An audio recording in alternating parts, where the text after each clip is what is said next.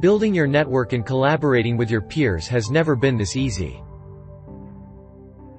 Take a look at the right side of the loop. You will find the invite and the suggestion panel. You can use these to build your personal network.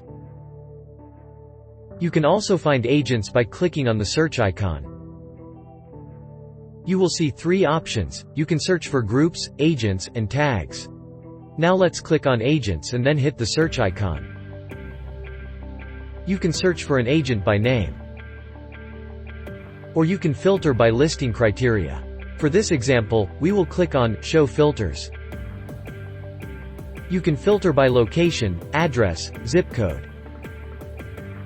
You can also filter by listings price, or by listing type, or by property type. You must select an audience. The agent can be in the Brokerloop community or in your company. Once that you set your filters, let's click on Filter. The results will show agents matching your search criteria. You now can select the ones you want to connect with. You can decide to send to your selected agents a text message or direct message inside the Brokerloop platform.